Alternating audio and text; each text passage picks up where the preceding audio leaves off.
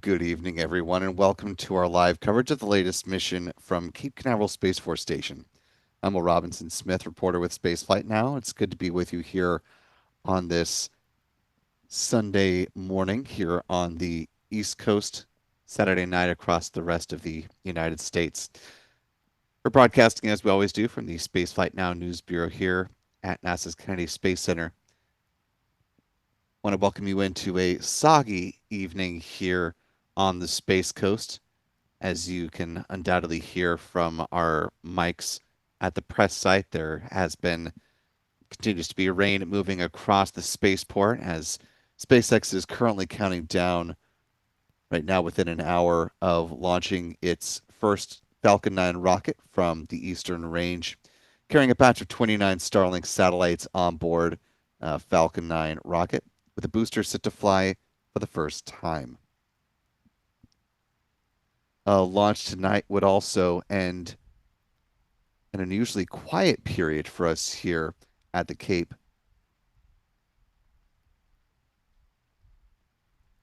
Since the most recent launch here last month, it has been the longest stretch of time without a Falcon 9 rocket since 2021.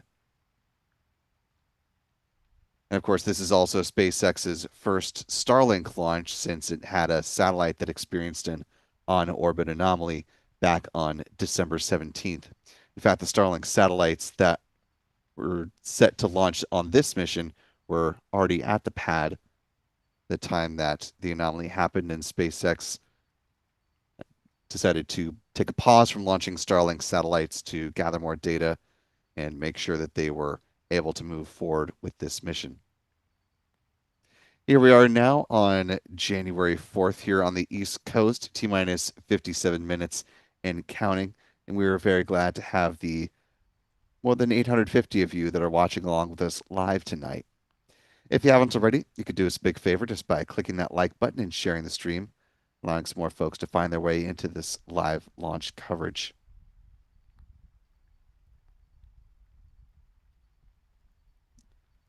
We've got the gang back once again in coverage of tonight's mission.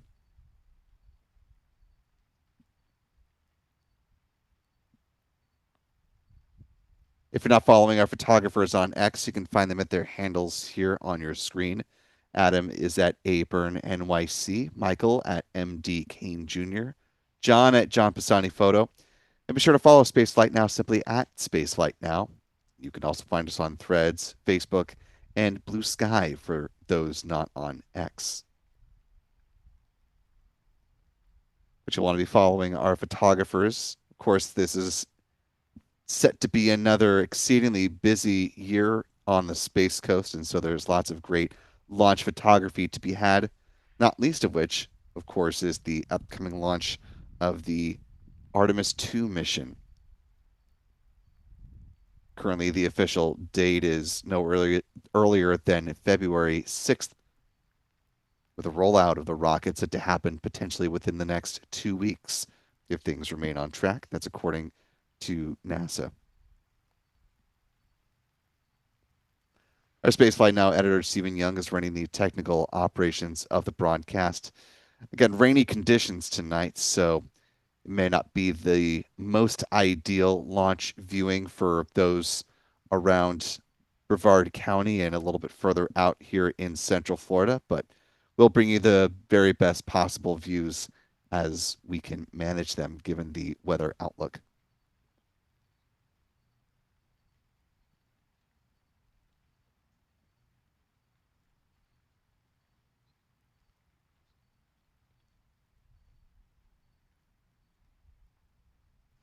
As we're getting going, I want to thank our moderators who are in the chat with us today. Jeff Hansen, Rick Donner, and Astro Joe. Appreciate the three of you for helping us out. You can help make the mods' job that much easier just by following our live chat rules. We ask that you post your message in English so that the mods can respond as needed.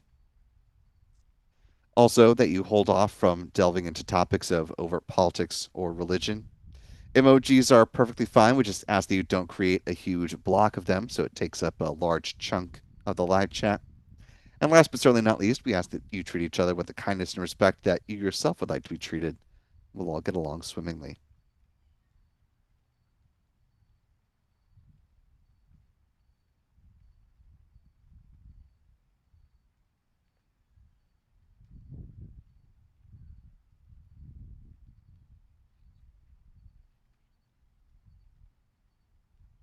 We're also joined in this coverage by one of our channel members, Cumulus Granatus, who's able to help answer folks' questions in the chat.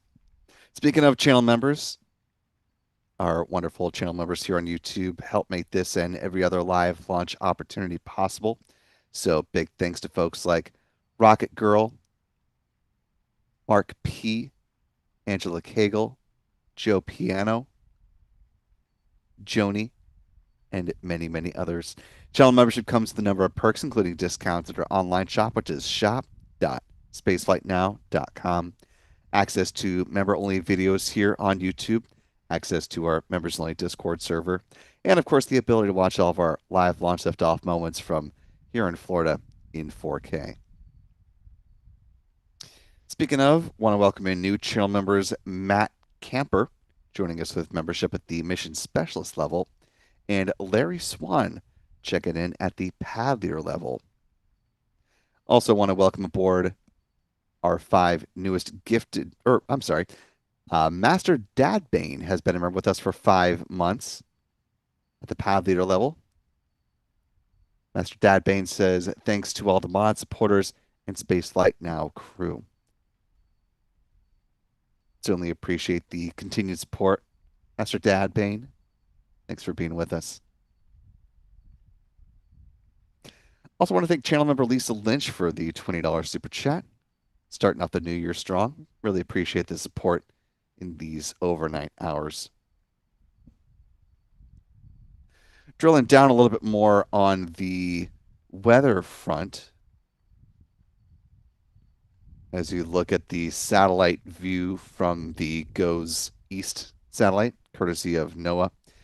Heading into this launch opportunity, the 45th Weather Squadron did forecast just a 30% chance for favorable weather at the opening of the window, which was back at midnight, about 15 minutes ago, was their first launch opportunity.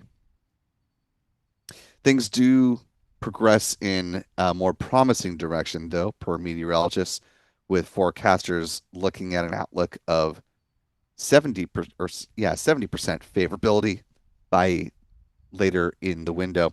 And as you can see with this satellite loop, there is a break in the clouds that is making its way towards the Florida Space Coast. So the hope certainly is that the timing will align with the current clock, given that the clock has been allowed to continue ticking down past the 1 hour mark.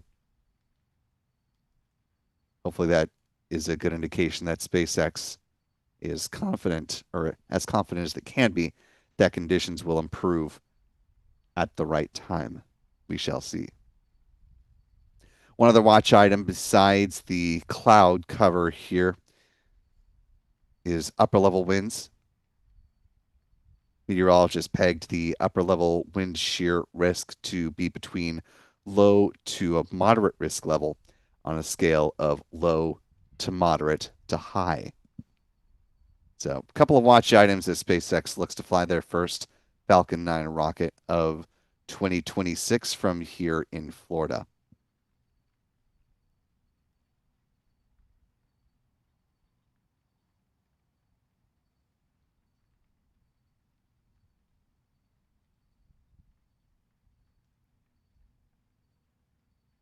Of course, 2025 closed out at a record year for the Cape between Kennedy Space Center and Cape Canaveral Space Force Station. Were recorded 109 launches, and given the pace of flight that is anticipated this year, look for that number to be at least met, if not exceeded.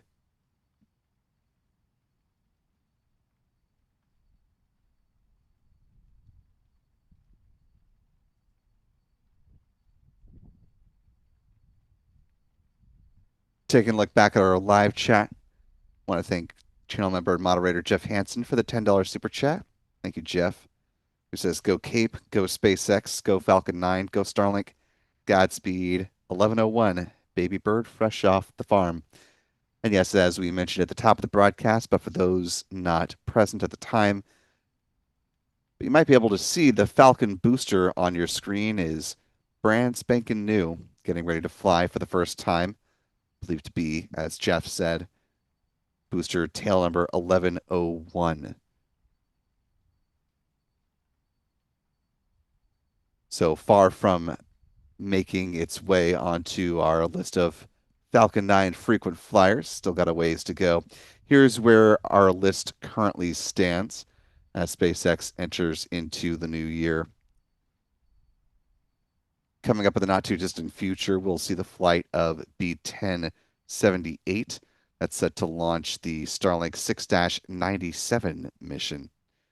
Currently looking to see that rocket fly on January 10th as things currently stand. Got a couple afternoon launches, as a matter of fact, flying from the East Coast. January 8th, launch scheduled for no earlier than right about 1:30 Eastern Time. And then a few days later, a couple days later, followed by another Starlink mission, January 10th, also just a hair past 1:30. So for those who were able to take a nice outdoor lunch break, might catch a glimpse of the Falcon 9 taking flight, heading on a southeasterly trajectory, as it will with tonight's launch.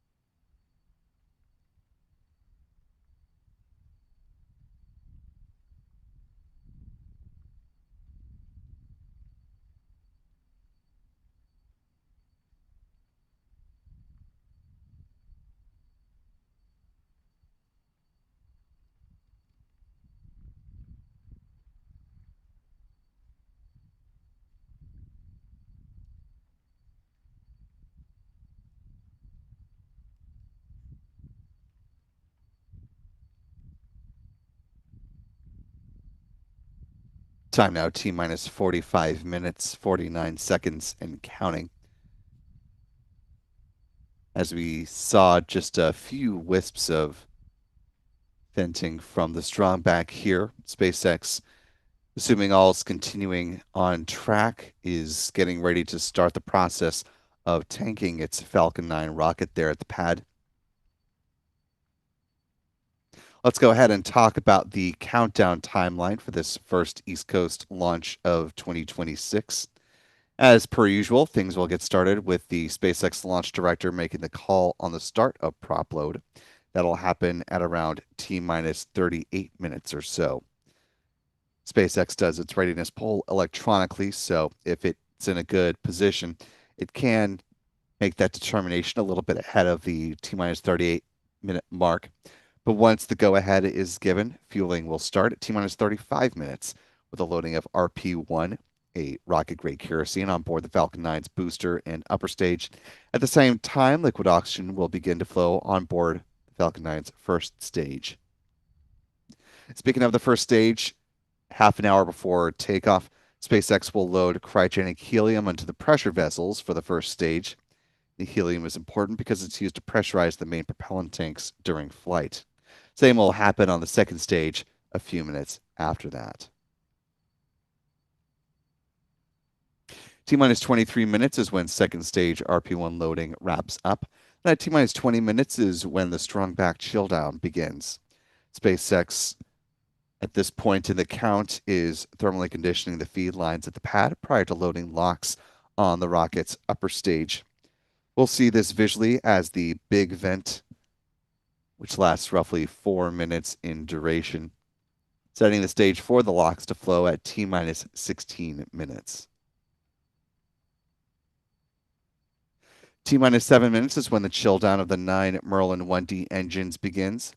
SpaceX will flow a small amount of liquid oxygen through the plumbing and turbo pumps that helps to protect the engines from the risk of thermal shock and damage during startup. 6 minutes before takeoff, the first stage kerosene tank is full. Then at T minus 4.5 minutes, we'll see the retraction with a strong back away from the rocket. First, the clamp arms just beneath the payload fairings will open up, and then the transporter erector, otherwise referred to as the strong back, will recline just a few degrees away from the Falcon 9 rocket. It'll stay in that position until liftoff. Then at that point, it'll pull back in a much more rapid fashion to clear the way for the vertical climb of the Falcon 9. T minus 3 minutes, the first stage liquid oxygen tank should be full. Same will be true on the second stage about a minute after that, at which point the Falcon 9 rocket is fully loaded with 1 million pounds of propellant. In the final 60 seconds, as we hear the call that the Falcon 9 has entered into the automated startup, control of the countdown is handed over from the ground sequencer to the Falcon 9's onboard flight computers.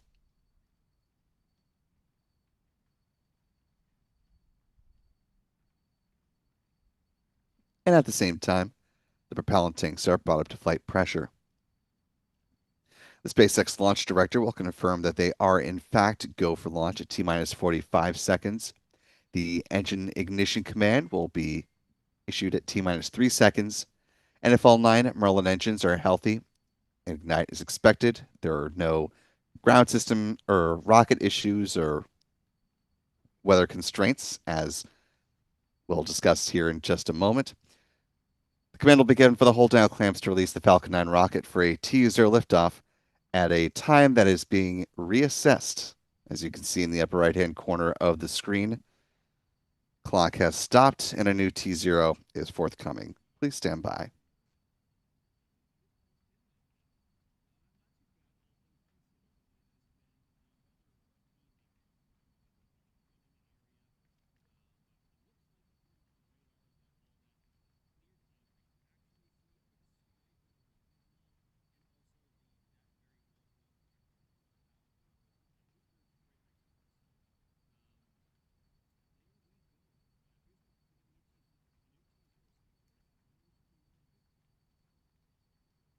And the new T0 is 121, just a hair before 122.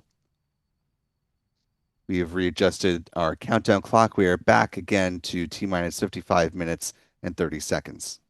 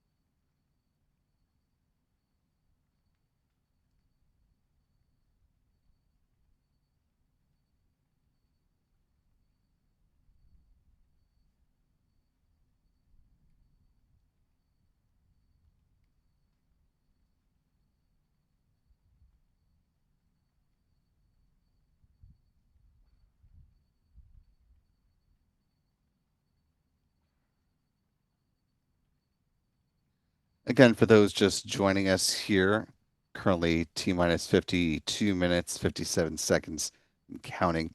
SpaceX has adjusted the T0 once again to target 1:21 a.m. Eastern, 0621 UTC for our friends joining around the world. Weather has proven challenging as meteorologists forecast heading into this launch opportunity.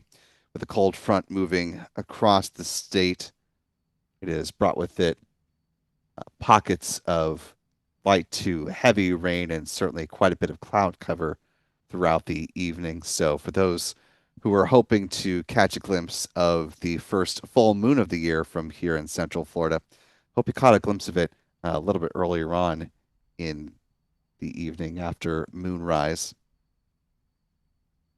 Might not be that great of viewing for a number of folks for the time being.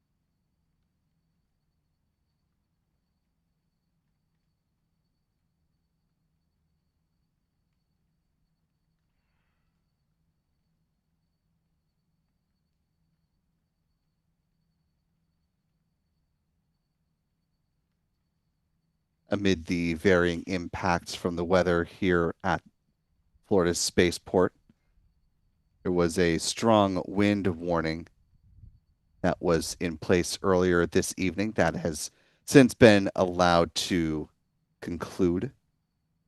Things are starting to clear up a bit. So let's actually go back to the Goes East satellite overview just to give folks one more glimpse at current conditions here. You can see that break in the clouds is continuing to make its way closer to the Cape. But we'll have to see how things shape up and if SpaceX needs to adjust the T0 any further. Their launch window today does extend out to 3:17 a.m. Eastern, so we are far from the end of SpaceX having opportunities to pause and pivot if need be.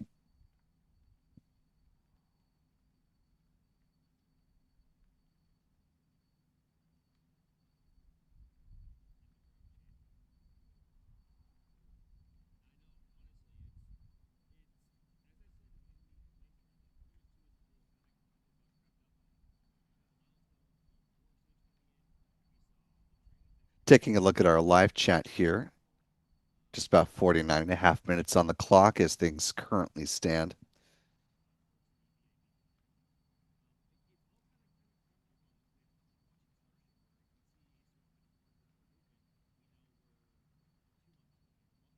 I want to thank Timothy Wallace for a very generous $50 super chat. Really appreciate that, Timothy. Thank you so much for your support of the channel at that level. Very kind of you. Timothy says, thanks for the coverage of the Canaveral launches. You're quite welcome. Thanks for your support of that. Wolverine Warlord, been a channel member with us now for 27 months at the launch director level, who says, and this is unfortunate, was skunked again on my visit to KSC from December 26th through the 28th, but did see the humble Spaceflight Now building across from the Launch Control Center. Send me good luck vibes for my next Florida trip, Will. Not sure when you're going to be coming down, if you're trying to be in town for the first Artemis launch attempt, but certainly hope you at least get to see a Falcon 9 rocket when you're in town, Wolverine. And for those who do take the bus tour here at the Kennedy Space Center, if your bus does take us or take you through to the press site, which it does sometimes, if you look near the corner of the lawn by the stairs, you'll see white little building, which, thanks to a photographer, John Pisani, is now got a fabulous new Spaceflight now banner across it. So visitors to KSC will be able to spot where we conduct our broadcasts, where all the magic happens. Speaking of magic happening, I want to give a big shout out to channel member Artemis for not only gifting 100 Spaceflight Now memberships, but on top of that, putting up a $100 super chat. Really appreciate all of the support tonight, Artemis. That is very, very kind of you as always, and we certainly appreciate starting off the new year like that. And to be fair, it is the new year, so I'll cede you the Leroy Johnson. Much love back.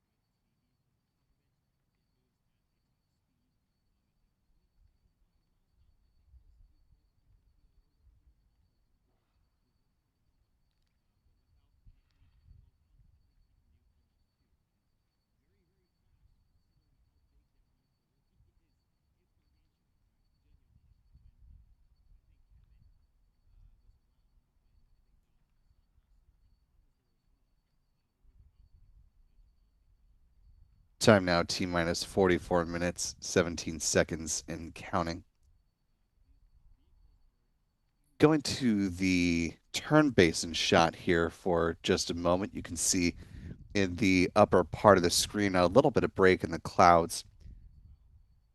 Normally it'd be too dark to see the distinction here, but thankfully we've got the additional illumination from the supermoon here tonight, the first full moon of 2026.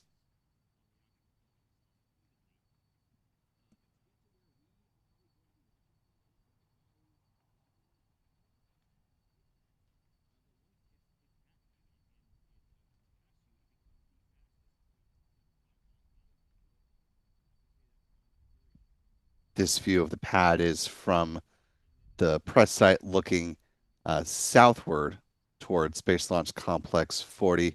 And you can see from the satellite overview that the gap in the clouds is getting increasingly closer to Slick 40 as well. So hopefully we're pretty close to the timing being aligned. SpaceX won't need to continue making adjustments to their T0 countdown clock or T0 liftoff time.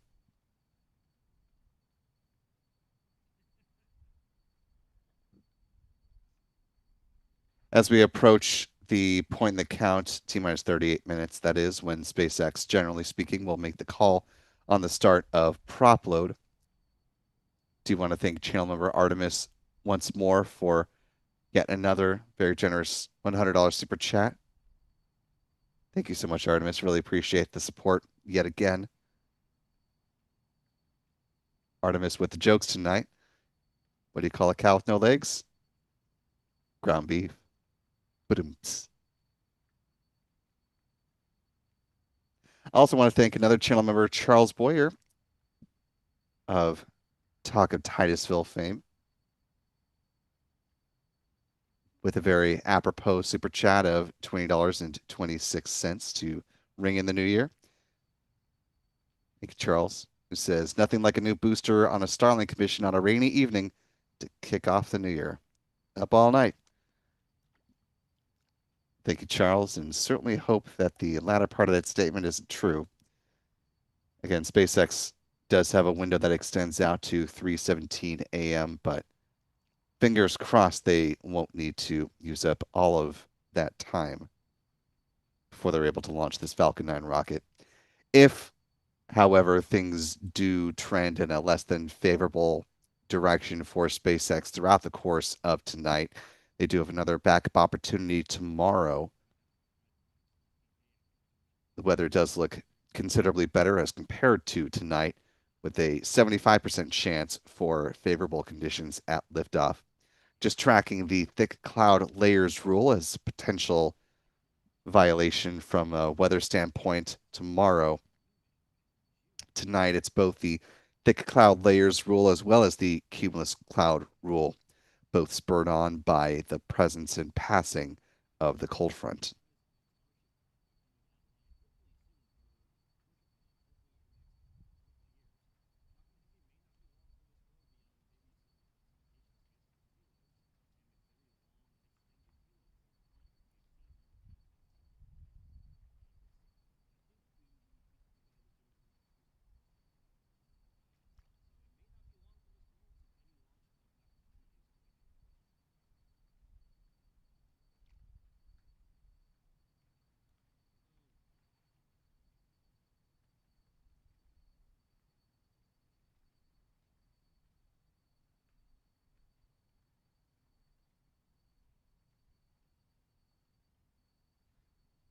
And as was suspected might be the case, SpaceX has once again paused the countdown for tonight's launch and are assessing their next opportunity.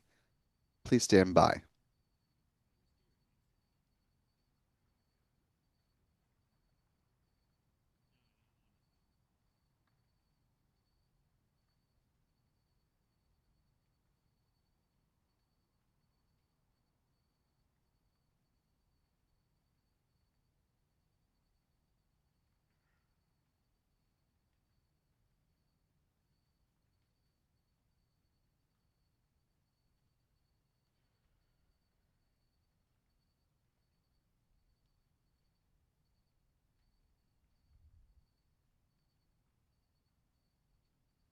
And we do have a new time for you. T0 now set to 1:48. 1:48 a.m. Eastern. 6:48 UTC for our friends around the world. We are adjusting our countdown clock accordingly. Now back to T minus 1 hour, 5 minutes, 2 seconds and counting.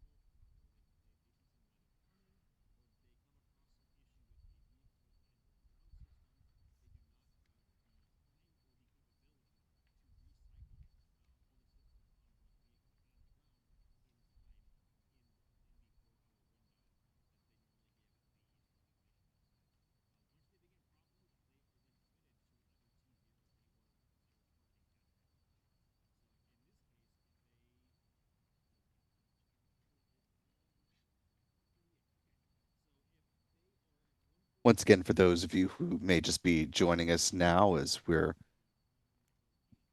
little less than quarter till the top of the hour, SpaceX has pivoted the T0 liftoff time for this Falcon 9 rocket.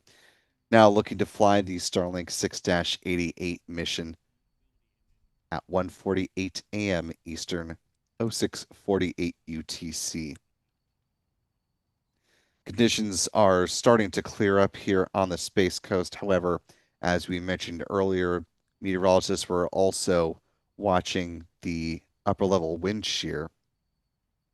SpaceX themselves hasn't made any comment about the shifting T0, so we can't put a fine point on the cause of the adjustments.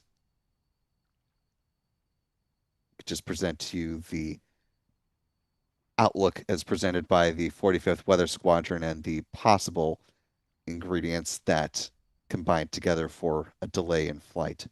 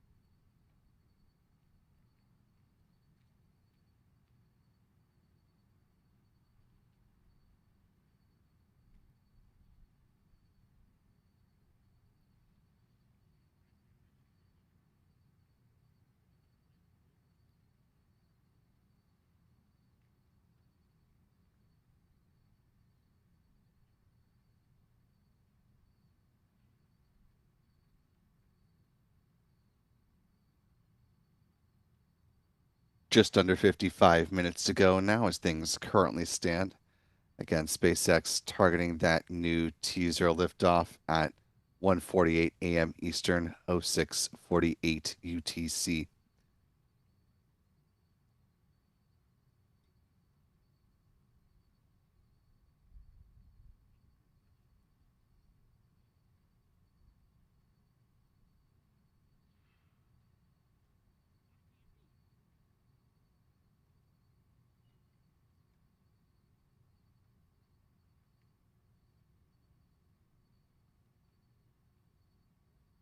As has been the case for the past few years, SpaceX continues to hit new and greater milestones with their Starlink constellation.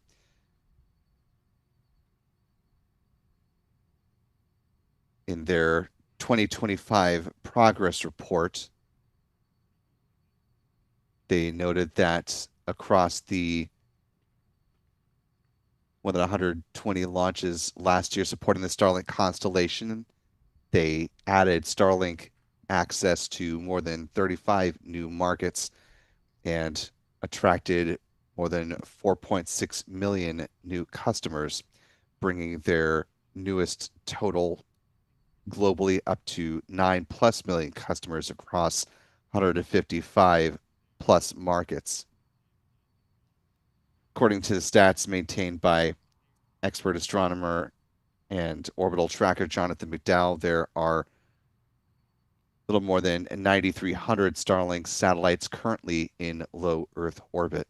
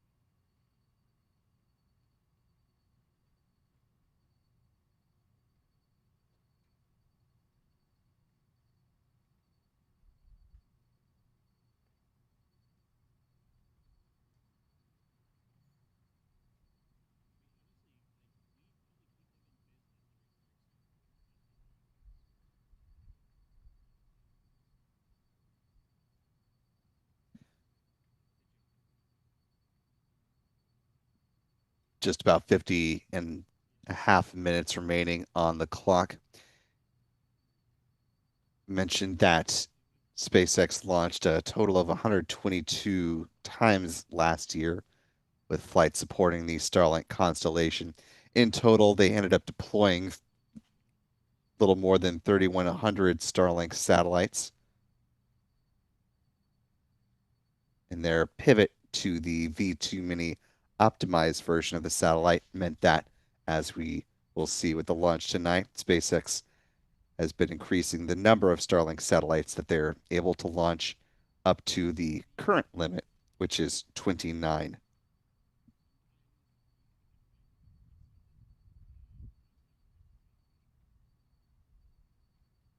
SpaceX says with the more than 3,000 Starlink satellites that they've launched in 2025, it added more than 270 terabits per second of capacity to the constellation. One of the big changes to the Starlink fleet this year is that they're going to be lowering about 4,400 of their Starlink satellites.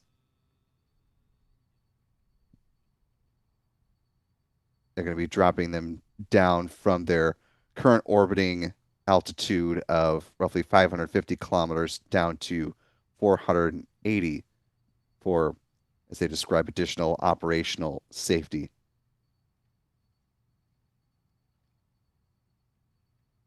The shift is being done in coordination with U.S. Space Command as well as other satellite operators and regulators, but no time frame was presented by SpaceX as of yet. So that'll be a notable storyline here in 2026. We'll, of course, keep an eye on how that progress goes.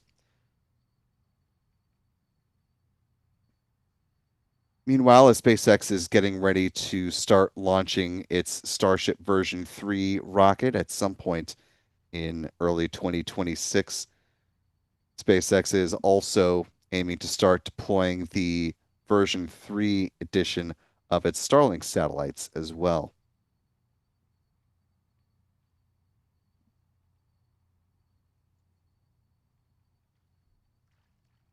Same situation here, though SpaceX has not made clear when exactly they may try to make an attempt to launch. Well, first, when they will launch their first orbital Starship flight, and secondarily, when they will attempt to deploy Starlink V3 satellites for the first time. We've seen the company deploy a series of simulator satellites during a couple of flights of the version 2 edition of Starship last year.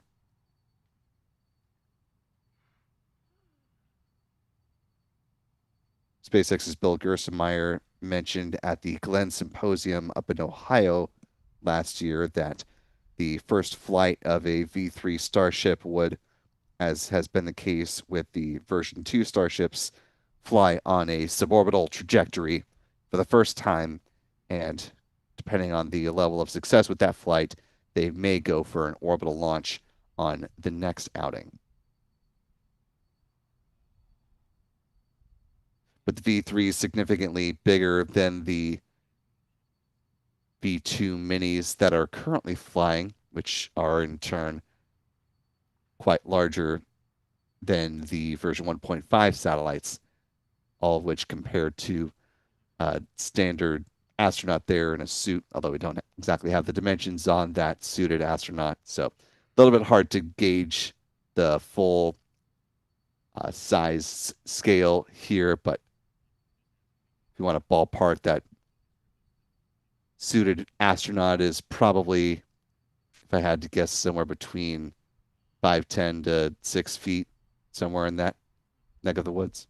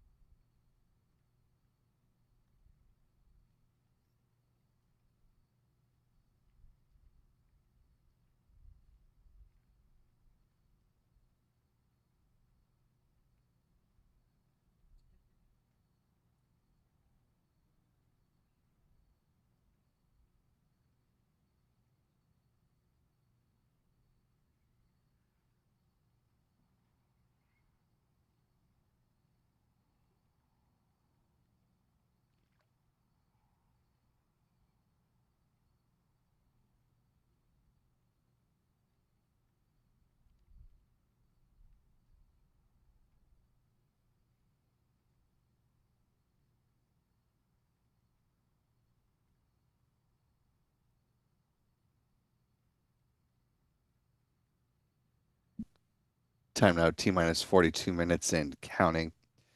Within the next few minutes, SpaceX should make a call on the start of prop load once again. And if the weather is set to cooperate, then teams will continue with the count and start tanking the Falcon 9 rocket at T minus 35 minutes. If that's not the case, we'll see a pause in the count and an adjustment to the T0. Right now, the clock continues to tick on, just under 41 and a half minutes remaining.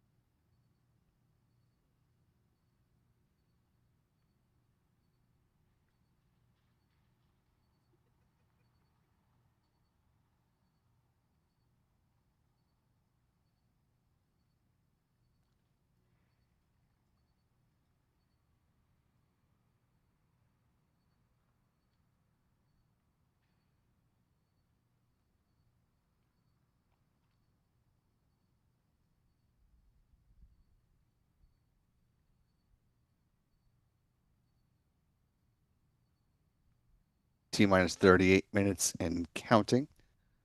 Clock continues to tick on, so this may be SpaceX's run at it. We'll know in the next several minutes as, again, SpaceX needs to start tanking its Falcon 9 rocket at T minus 35 minutes.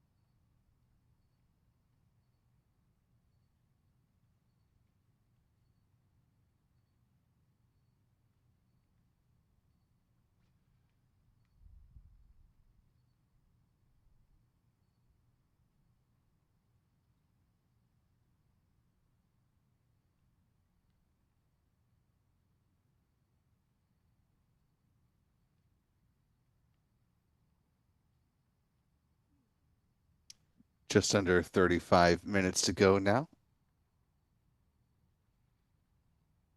At this point in time, SpaceX is expected to have started fueling its Falcon 9 rocket there at the pad. It'll be a little bit harder to determine given the newness of this booster, but we should start to see in the next couple of minutes a bit of a frost layer form as liquid oxygen starts to flow on board the rocket's booster. RP1 should also be flowing on board the booster and the upper stage at this time.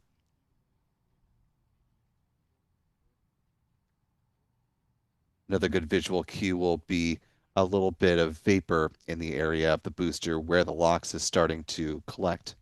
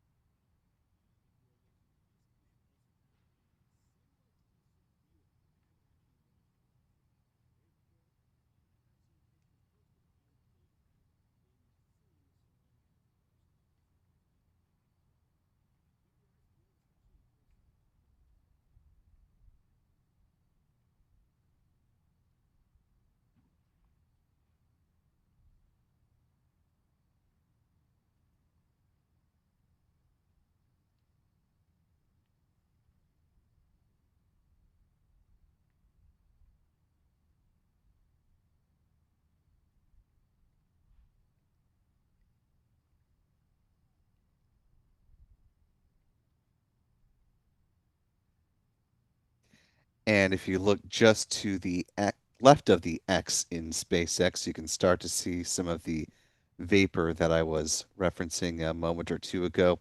Good visual indication that SpaceX is, in fact, tanking its Falcon 9 rocket, which means they are locked into the target T0 of 1:48 a.m. Eastern, 06:48 UTC for our friends around the world.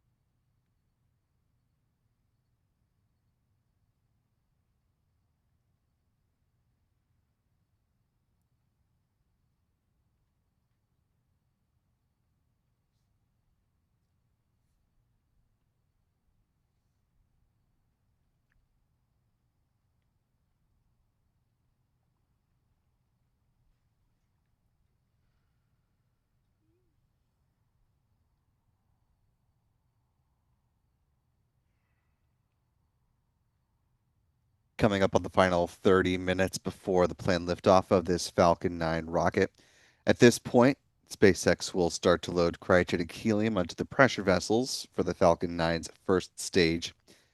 They'll do the same on the second stage coming up here in the next few minutes. The helium will be used to pressurize the main propellant tanks during flight.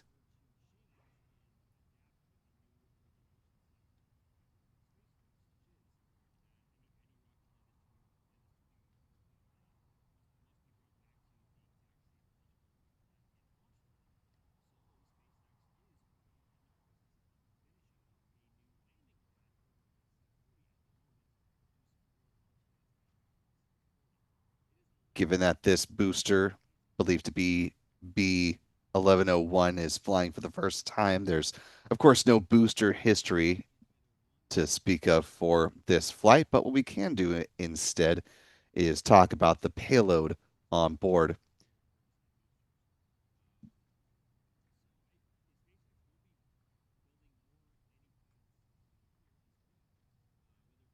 This mission will be the launch of another 29 Starlink V2 mini optimized satellites manufactured up in SpaceX's facilities in Redmond, Washington, which you can see here in this SpaceX video.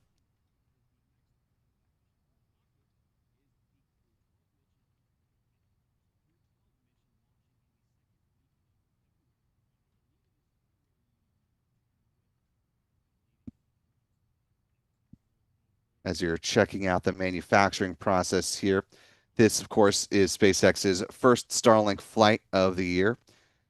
These V2 mini optimized satellites clock in at about 1,267 pounds, or roughly 575 kilograms, considerably lighter than the predecessor V2 minis, which were about 800 kilograms each.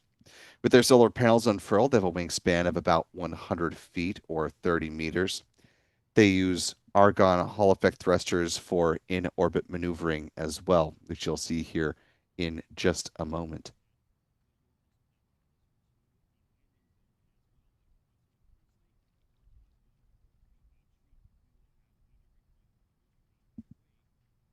These particular satellites will be deployed at about 168 miles or 271 kilometers in altitude at a 43-degree inclination.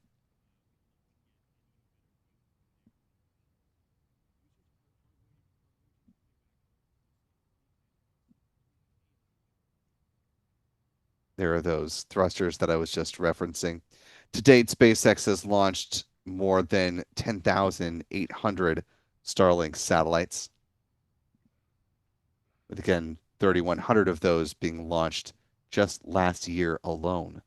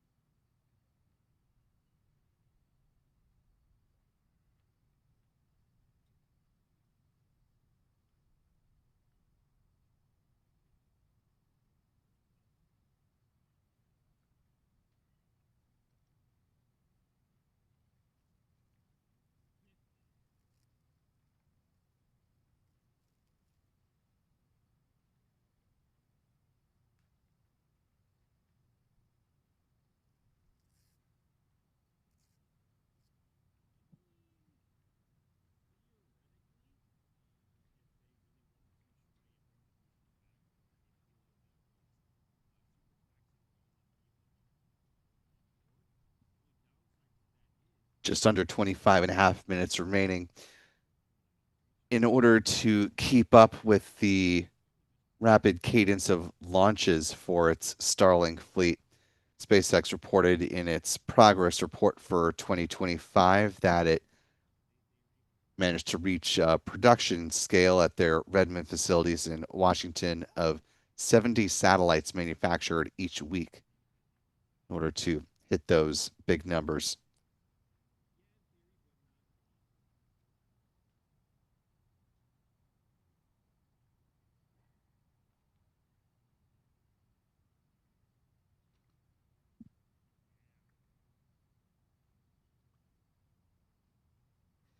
Coming up here in the next few minutes, we'll see the start of the so-called big vent. This happens as SpaceX is thermally conditioning the feed lines at the pad prior to loading liquid oxygen on board the rocket's second stage.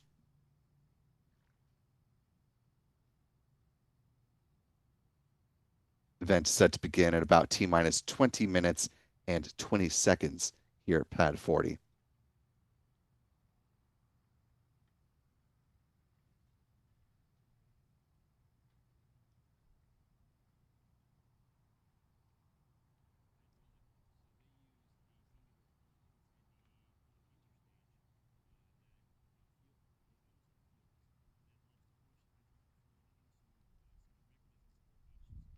As the Starlink fleet continues to expand in low Earth orbit, again, currently there are more than 9,300 Starlink satellites in LEO. Starlink has represented an increasingly greater percentage of the number of launches flown by SpaceX. Going back to another graphic shared by the company in their 2025 progress report, you can see the comparison of Starlink launches vis-a-vis all the other commercial customer flights that they achieved, starting with the first Starlink missions in 2019.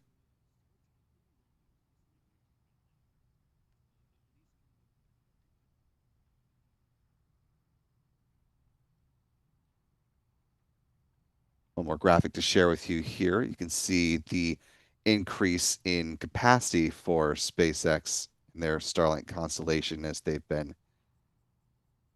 ramping up the number of satellites deployed into their constellation over the years.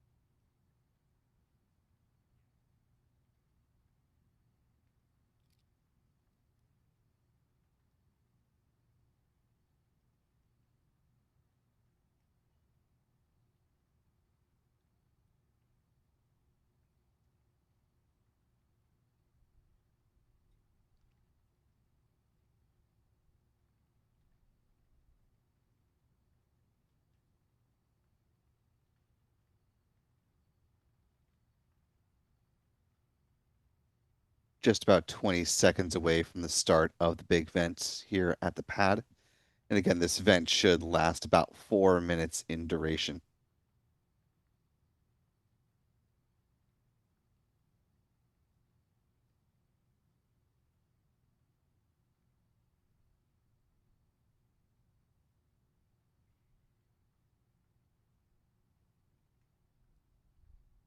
And we have the start of the big vent right on time.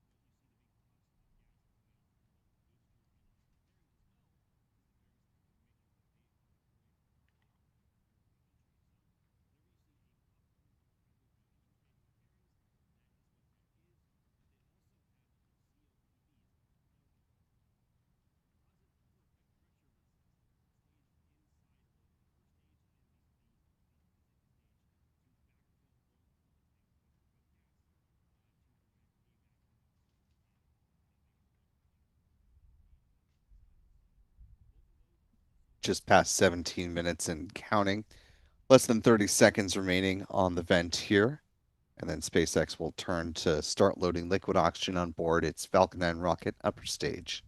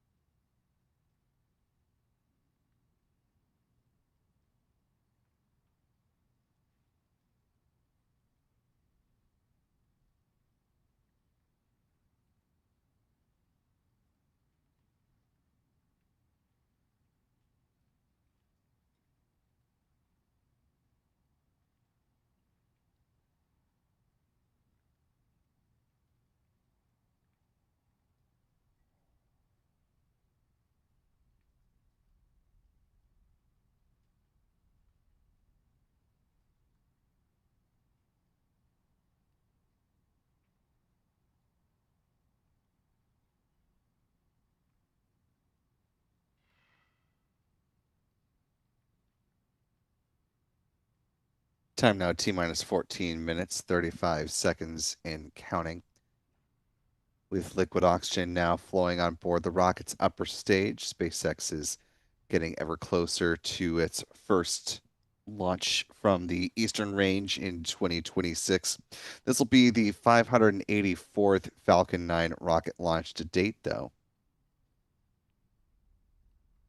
Given this is a new booster, there will be no update to their total number of reflights, so that stat will stand at 518 so far.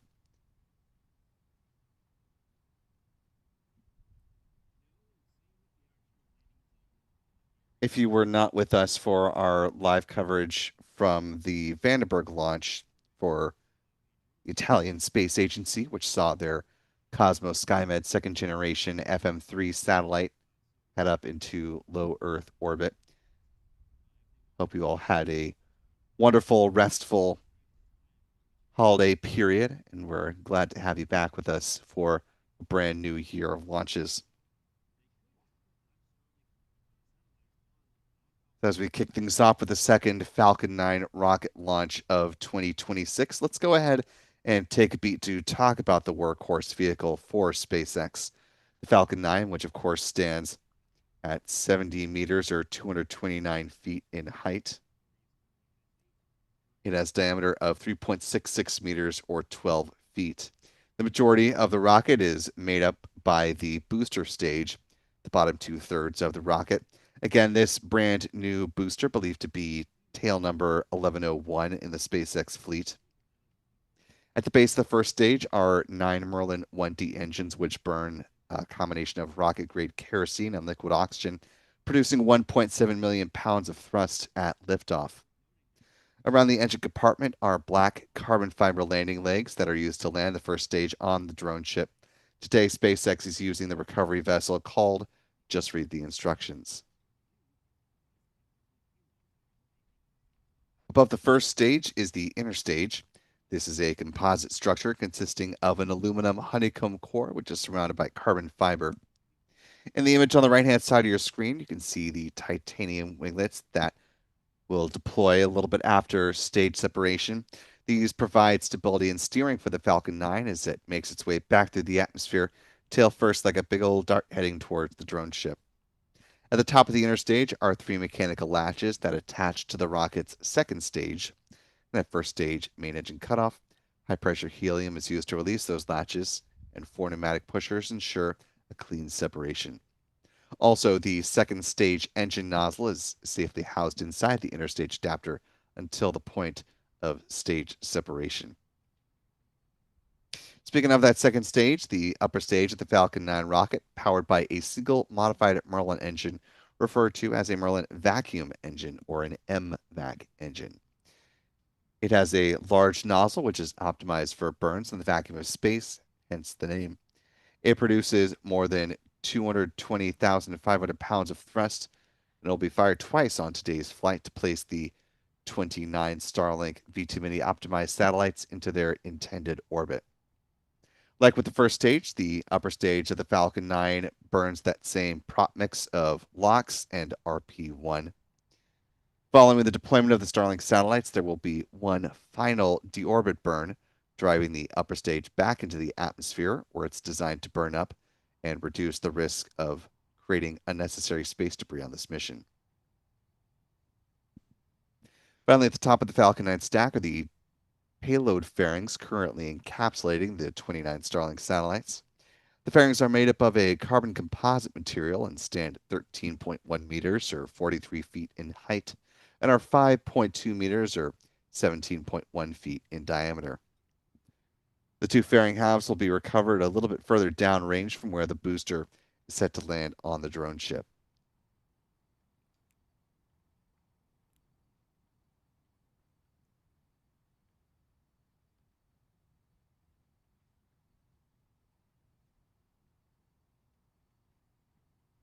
Just under 10 minutes to go as we get ready to see this Falcon 9 rocket fly. We will be joined in tracking assistance by our friends Chuck and Jen Briggs with C&J Images, as well as Pete Karstens with Max Q Productions. We certainly appreciate them for joining us for another year chock full of a whole host of orbital flights from the Space Coast.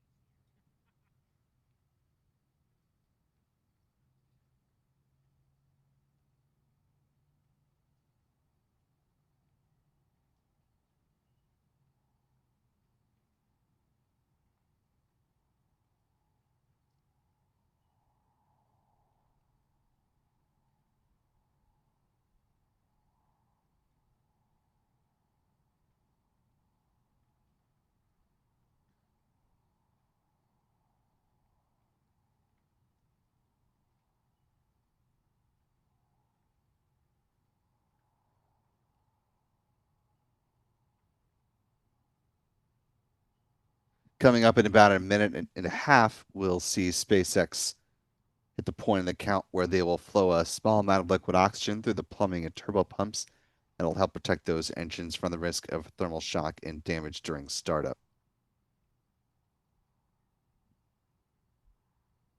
We went through the countdown timeline earlier in the broadcast. Let's take a beat to talk about the launch timeline.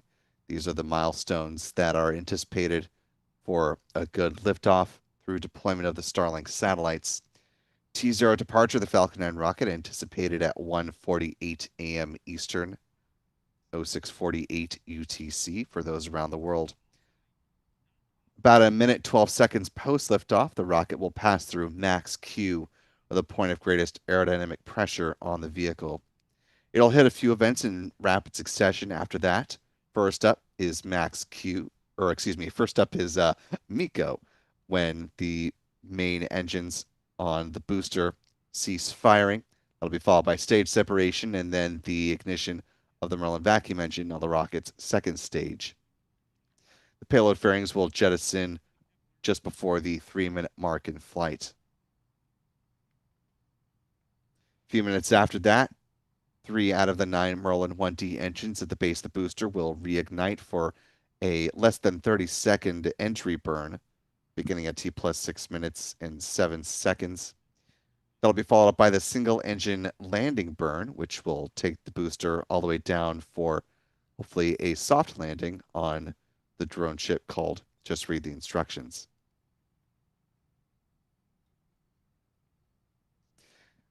Shortly thereafter, the upper stage engine will conclude its first burn and enter into a coast phase.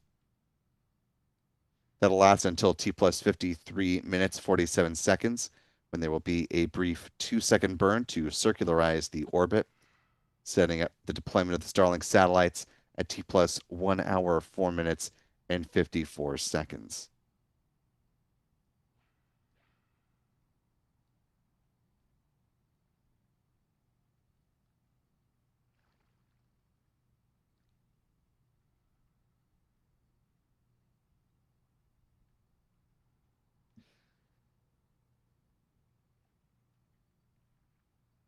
Coming up on T minus 6 minutes, first stage RP1 loading should be wrapping up momentarily. Before we get live path level views of the Falcon 9 rocket, let's take a quick beat to talk about the trajectory for tonight's mission. Falcon 9 rocket, of course, departing from Space Launch Complex 40 here at Cape Canaveral Space Force Station. The Falcon 9 will take a southeasterly turn from Florida's Space Coast, with the first stage booster 1101 set to touchdown on the drone ship. Just read the instructions again, as we just reviewed, right about 8.5 minutes post liftoff. If all goes well, this will be the 455th drone ship landing for SpaceX and the 555th booster landing for the company overall. In addition to the booster, SpaceX also wants to recover those payload fairings. Once they splash down in the waters of the Atlantic Ocean, they'll be brought aboard a SpaceX recovery vessel, brought on through to Port Canaveral, then turned over to the Hangar X site near the Kennedy Space Center. Checked.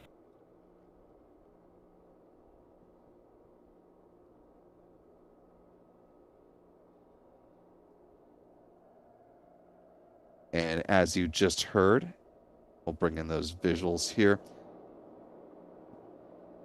Now getting pad level views and mission audio from SpaceX.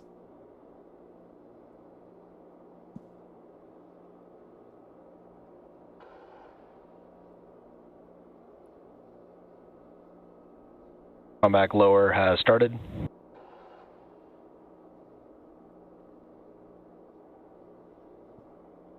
And a good call out there. Momentarily, we'll see the clamp arms just beneath the payload fairings open up, and that will pave the way for the retraction of the strong back away from the rocket. You can see through the vapor, those arms have now opened. The strong back will recline just a few degrees away from the Falcon 9 rocket and stay in that position up to liftoff.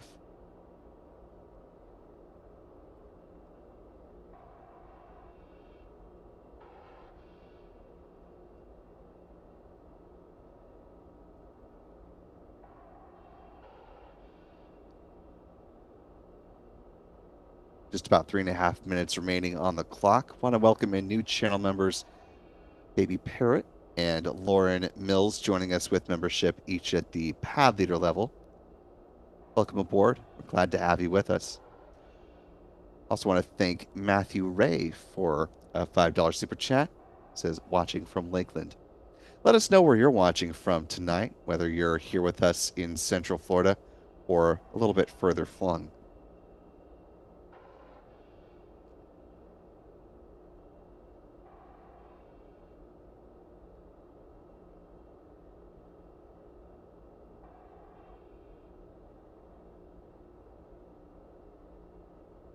Unlock fluid complete. And a good call on first stage liquid oxygen load. We should be hearing a similar call regarding second stage LOX load at around T minus 2 minutes.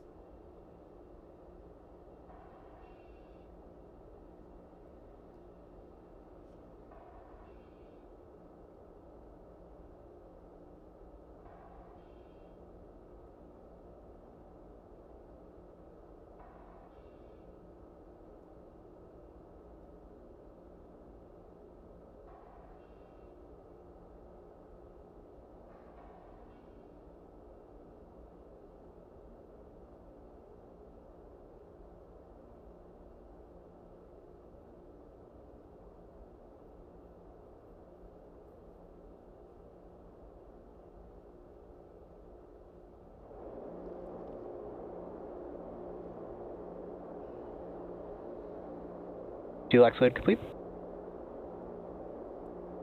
With that call, Falcon 9 rocket is now fully loaded with 1 million pounds of propellant. The additional venting you're seeing here are the ground gas closeouts. Gas launch closeout.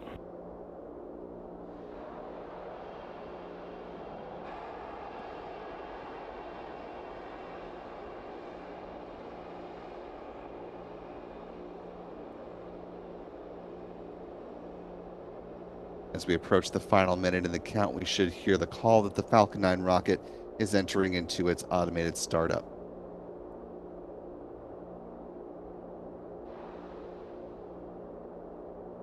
Falcon 9 is in startup. And with that confirmation, we're just awaiting the SpaceX launch director to confirm that they are go for launch.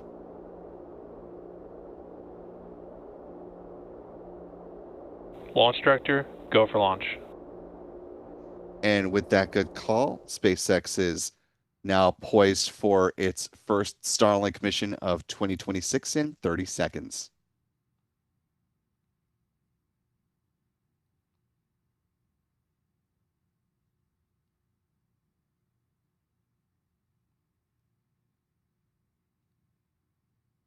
$15 seconds. And here we go in 10, 9, 8, 7, 6, 5, 4, 3, 2, 1. Engine ignition and liftoff. Liftoff of the Falcon 9 rocket on the first East Coast launch for SpaceX in 2026. Falcon 9 has cleared the tower.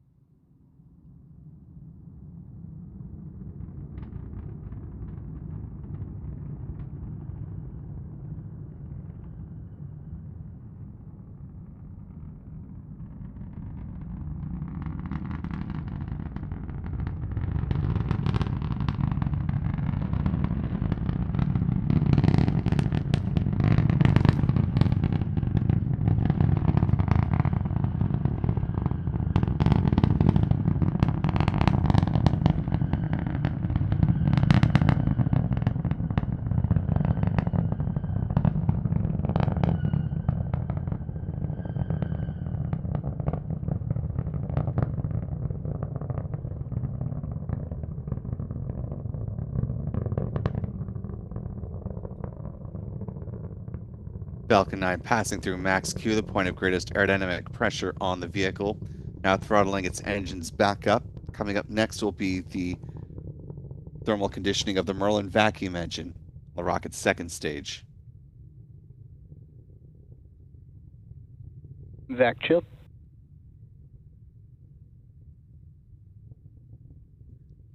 There are a few events now coming up in fairly rapid succession. We'll see first stage main engine cutoff, or MECO, followed by stage separation, and then the ignition of that Merlin vacuum engine.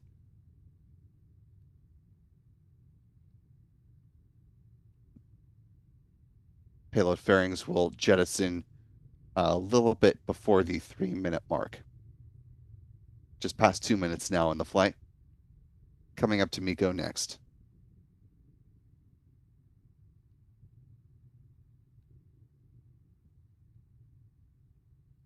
About 10 seconds to MECO.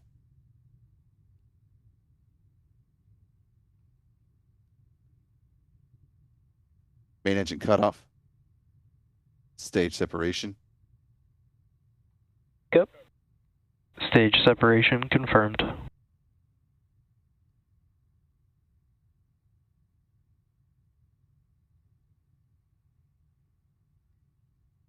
Vac startup.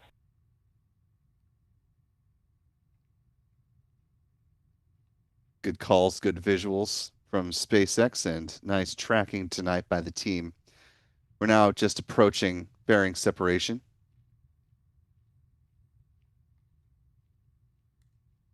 And there go the payload fairings. Fairing separation confirmed.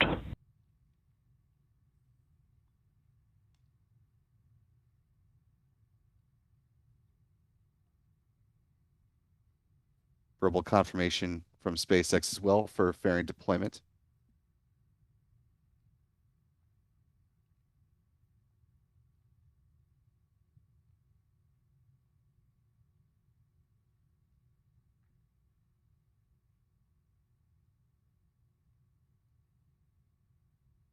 Now a little more than 3.5 minutes into the flight so far. Coming up next will be the start of the 3-engine entry burn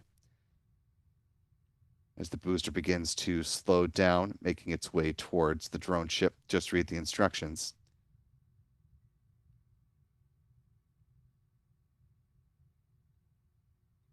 As you can see with the telemetry data on the screen, the booster has not yet reached its apogee tonight, but it's certainly getting close. Looks like it may top out at, looks like it may stop at about 113 kilometers in altitude.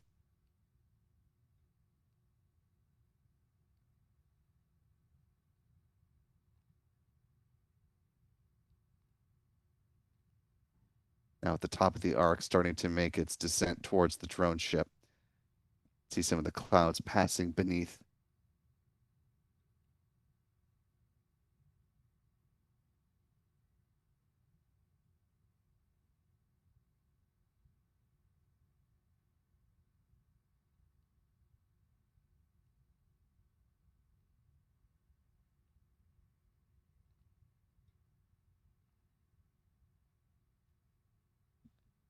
T plus 5 minutes into the flight, we've got just about 1 minute remaining before the start of that entry burn.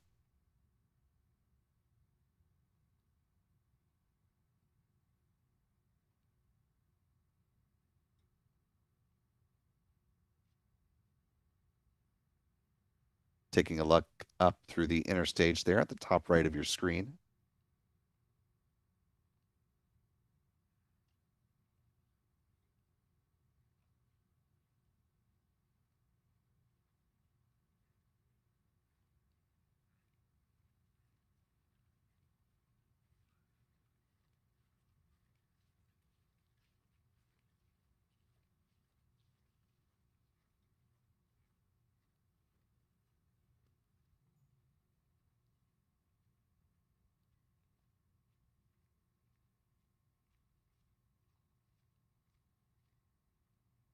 Less than 10 seconds now to the start of the entry burn.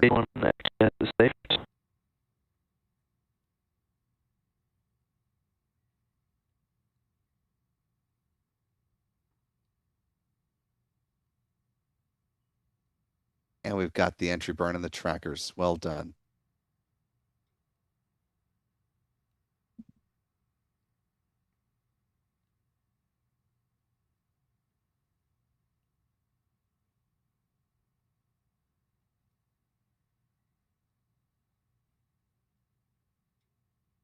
One entry burn shutdown.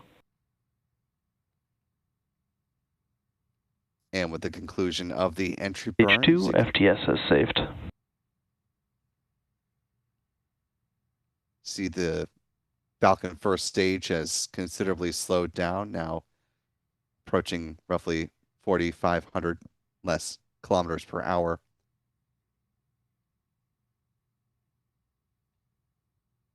Now less than 20 kilometers in altitude as well, and descending. The single engine landing burn is set to begin in about 45 seconds.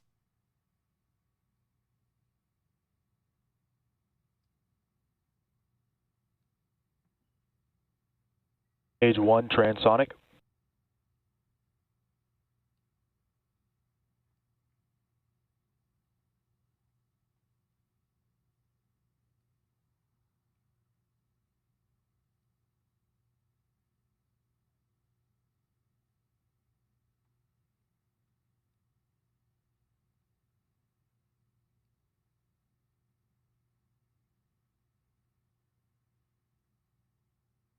Approaching the start of the landing burn here in a few seconds. Stage 1 landing burn. H2 terminal guidance.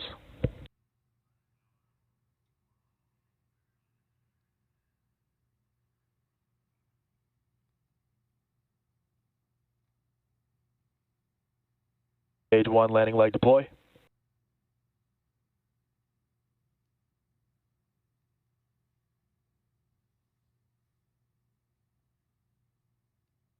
Stage 1 landing confirmed. And a good touchdown for B1101, marking both its first touchdown ever and the first drone ship landing for SpaceX of 2026.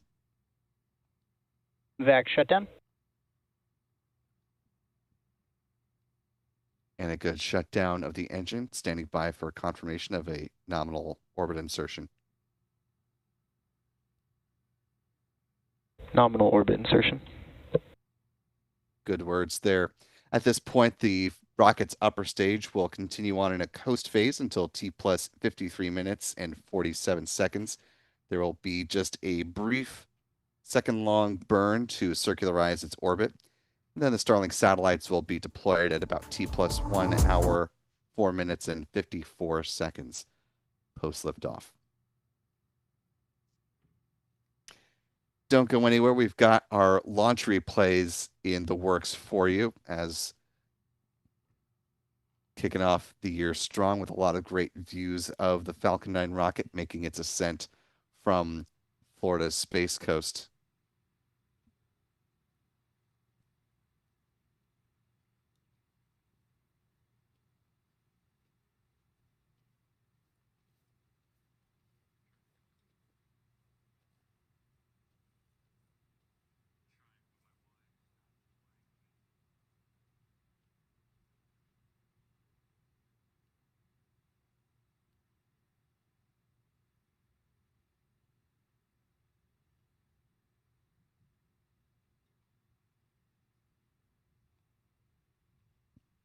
As we await the stats, or excuse me, the launch replays to be ready, let's go ahead and take a look at our mission stats as they currently stand.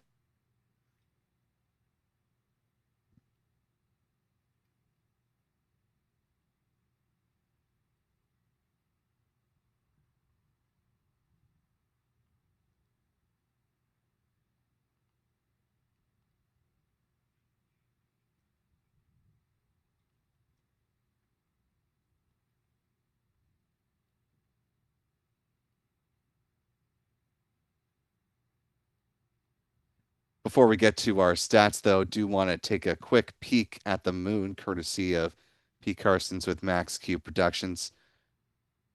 Tonight, if you haven't had a chance to step out and take a look for yourself, this is our first full moon of 2026, and a banner year for the moon it will be, as of course we are potentially just a little more than a month away, if the timeline holds, from NASA launching the Artemis 2 mission for a lunar flyby, the first crewed flight of the Orion spacecraft, paving the way for other future crewed missions. Artemis 3, of course, being the first return to the lunar surface as it's currently architected, for the first time since Apollo 17 in 1972. Also on tap for 2026, Blue Origin is set to launch its Blue Moon Mark 1 lander. That'll be the tallest lander to set down on the lunar surface.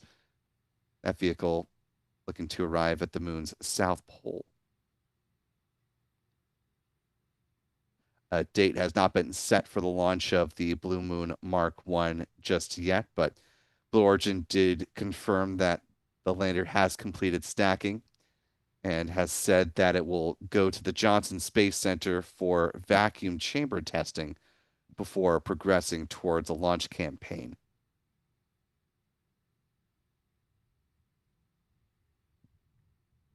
So lots of excitement coming up here for lunar activity in 2026 and in the years to come. In the meantime, let's go ahead and pop over to our mission stats as they currently stand. With a good liftoff and landing of the Falcon 9 first stage booster, that was the first flight for B1101. This was SpaceX's 584th Falcon 9 launch to date. the second Falcon 9 launch of 2026. Because this was a new booster, again, the reflight stat stays the same as last time. This was SpaceX's 166th orbital launch within the last 365 days. This was the company's 299th orbital flight from Pad 40 and the 354th overall orbital launch from Slick 40 as well. Here's where the bar chart currently stands. A couple missions on the board for 2026. Moving on to some recovery stats next. This was the 147th good landing on the drone ship called Just Read the Instructions. It marked SpaceX's 455th drone ship landing and the 555th booster landing as well. 556th overall booster landing, including touchdown of Blue Origin's Never Tell Me the Odds booster last year. Finally, with some industry stats for 2026, this was the first orbital launch from Florida, the second orbital launch from U.S. soil, the second from a U.S. rocket company, second global launch attempt on orbital status, and so far, no orbital launch failures. Always good to see that number stick at 0. Here's a look at the Cape launches with, again, just a couple on the board for 2026 and a very non-diverse pie chart for orbital launches. A little typo there. Of course, we're in 2026 now, but look for greater diversity as the year progresses and more countries get on the board. And with that, we've got our launch replays to come to next. So let's start things off with a press site fixed view from our Adam Bernstein.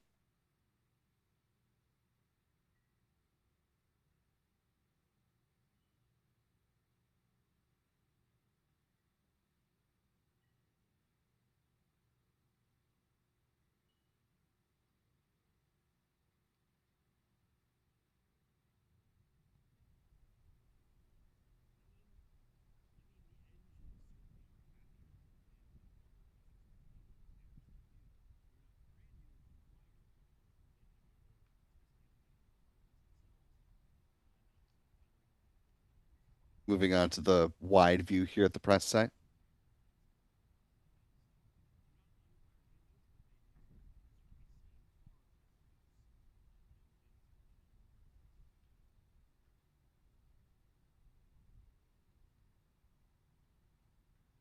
As we continue to watch these replays go on, I want to thank channel member Deb Morfree for the $5 super chat. Thank you, Deb. Who says, thank you, Spaceflight Now, for giving us great space coverage. Thank you for your support. On to the turn basin next.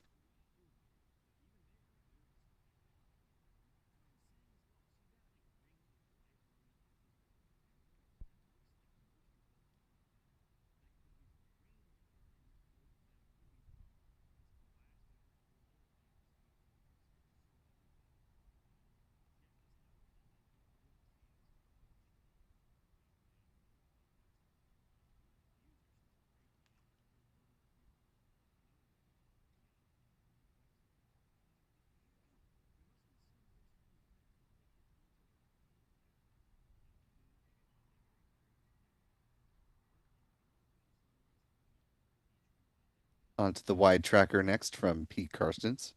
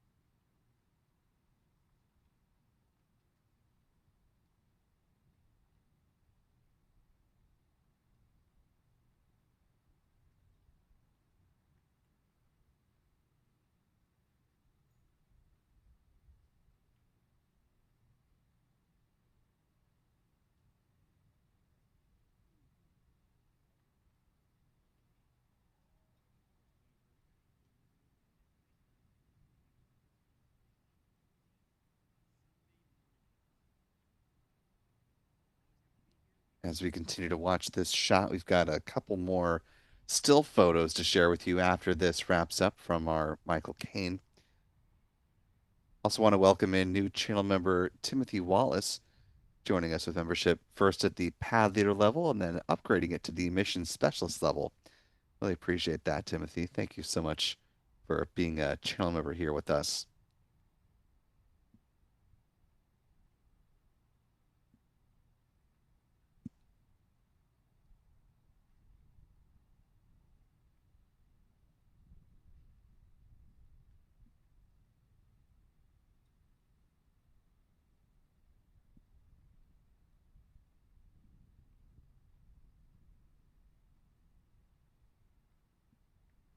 And again, to close things out, we've got a few photos from Michael to share with you now. Let's go ahead and pull those up.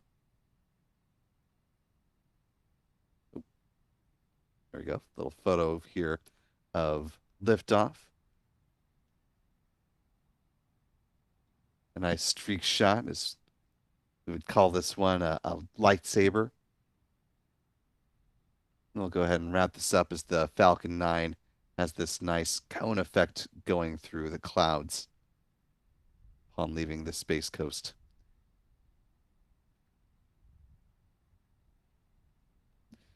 And that'll go ahead and do it for our coverage of the first Falcon 9 rocket launch from the Eastern Range. Certainly appreciate all of you who have stuck with us to the very end, and we look forward to welcoming you back in when we've got a new launch to cover. Want to thank our moderators today, Astro Joe, Rick Donner, and Jeff Hansen. Appreciate you all for holding it down in the live chat, and to channel member Cumulus Gradanis for helping to answer folks' questions in the chat as well. Thanks to our friends Pete Carsons with Max Q Productions and to Chuck and Jen Briggs for providing assistance with tracking.